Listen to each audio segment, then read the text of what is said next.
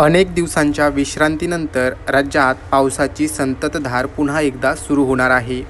विदर्भ, मराठवाडा, दक्षिण मध्य महाराष्ट्र आणि दक्षिण कोकणामध्ये 17 ऑगस्टपासून पुढील 2 ते 3 दिवस मध्यम स्वरूपाच्या पावसाची शक्यता हवामान विभागाने वर्तवली आहे.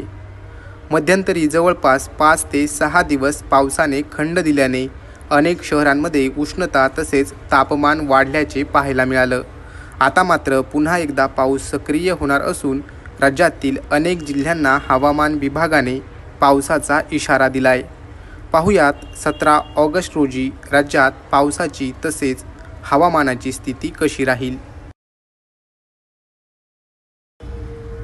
मुंबई शहर आणि उपनगरात मागील 24 तासात हलका पाऊस झाला. पुढील 24 तासांमध्ये मुंबईमधील हवामान कोरडं राहून ढगाळ आकाश राहणार आहे. तर मुंबईमध्ये तुरळक ठिकाणी हलक्या पावसाची शक्यता देखील हवामान विभागाने वर्तवली आहे. तर दक्षिण कोकणातील सिंधुदुर्ग जिल्ह्याला 17 ऑगस्टसाठी येलो अलर्ट देण्यात आला आहे.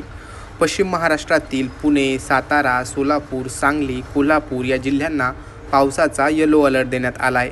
त्यामुळे या जिल्ह्यांमध्ये विजांच्या कडकडाटासह मध्यम पावसाची शक्यता हवामान विभागाकडून वर्तवण्यात आली आहे. तर उत्तर महाराष्ट्रातील जळगाव आणि अहमदनगर या 2 जिल्ह्यांना पावसाचा येलो अलर्ट देण्यात आला आहे. पुढील 2 ते 3 दिवस मराठवाड्यातील सर्व जिल्ह्यांमध्ये हलक्या ते मध्यम पावसाची शक्यता हवामान विभागाने वर्तवली आहे. छत्रपती संभाजीनगर, जालना, बीड, धाराशिव, लातूर, नांदेड, हिंगोली या 8ही जिल्ह्यांमध्ये तुरळक ठिकाणी विजांच्या कडकडाटासह मध्यम पावसाची शक्यता हवामान विभागाकडून वर्तवण्यात आली आहे.